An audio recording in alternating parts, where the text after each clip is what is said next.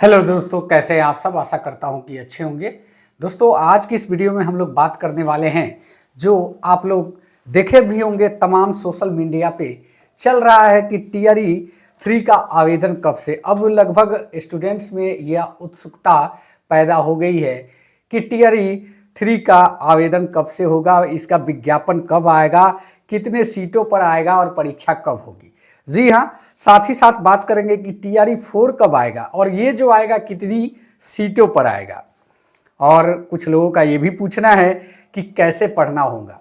जी हाँ, तमाम तरह की सवालें आ रही हैं कमेंट के माध्यम से, तो हमने भी सोचा कि चलो इस पर एक वीडियो बना दिया जाए, क्योंकि लोग उम्मीद तो लगाते हैं, ऐसा कुछ नहीं है, लोग कमेंट करते हैं, कुछ सलाह मांगते हैं, तो उसी के अकॉर्डिंग आज हमने आप ही के कमेंट को इस वीडियो का टॉपिक बनाया हुआ है। जी हाँ दोस्तों, आज हम बात करने वाले हैं 4-5 टॉपिक है हमारे पास, जिसको लेकर आज की इस वीडियो में हम लोग चर्चा करेंगे, जो कि आप ही के सवालों से संबंधित है और बड़े ही मज़ेदार सवाल है। सवाल को पहले आप लोग सुन लें कि टीआरई 3 का आवेदन कब से होगा, कितने सीटों पर होगा आवेदन और विज्ञापन कब आएगा, परीक्षा कब होगी, कैसे पढ़ना होगा इस बार, क्या नया बुक लेना होगा, ये भी सवाल आ रहा है। अब तक जो आपने परीक्षाएं दी, क्वालिफाई नहीं हुए, तो लोगों के दिमाग में ये भी बात आने लगी है कि क्या यह बुक कारगर नहीं है, क्या एक बार फिर से हमें बुक की परचेजिंग करनी होगी। तो इससे संबंधित भी सवाल आ रहे हैं कि क्या नया बुक लेना पड़ेगा, टीआरई 4 आएगा, कब आएगा और कितनी सीटों पर आएगा। तो आज के इस वीडियो का टॉपिक यही होने वाला है। बने रहिए, इस वीडियो को पूरा देखिए, अंत तक देखिए और यह वीडियो अच्छा लगे चैनल को भी सब्सक्राइब कीजिए। तो चलिए सबसे पहले बात करते हैं कि टीआरई 3 का आवेदन कब से होगा।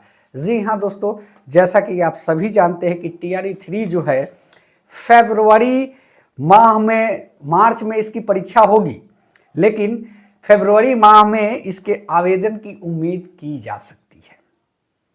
मंथ के लास्ट तक इसके आवेदन की उम्मीद की जा सकती है, यानी कि फरवरी के लास्ट महीने में। देखिए, टाइम आपको बिल्कुल नहीं दे रहा है बीपीएससी और शिक्षा विभाग।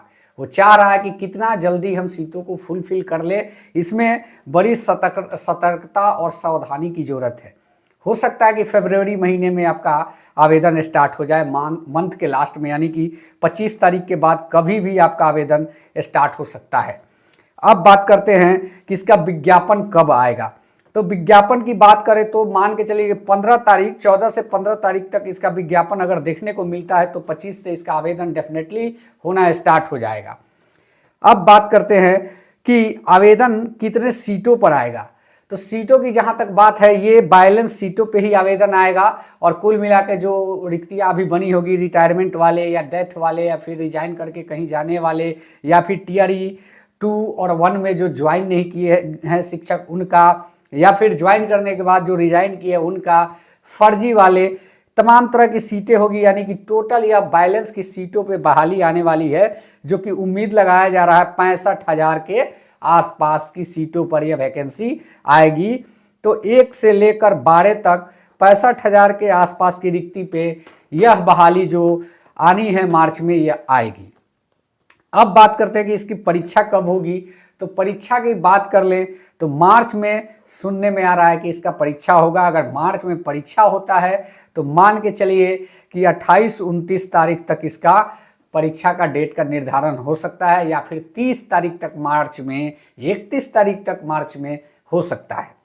तो कहने का मतलब टोटली कि मार्च में यह परीक्षा हो जाएगी, ऐसा पूरी तरीके से संभावना दिख रहा है। अब बात करते हैं कि जो पिछली बार भूल हुई, यानी कि टीआरई 1 में और टीआरई 2 में, वैसे अभ्यर्थियों का सवाल आ रहा है कि इस बार कैसे पढ़ें, क्या करें, क्या नए बुक के साथ तैयारी प्रारंभ करें। जी नहीं, बिल्कुल नहीं।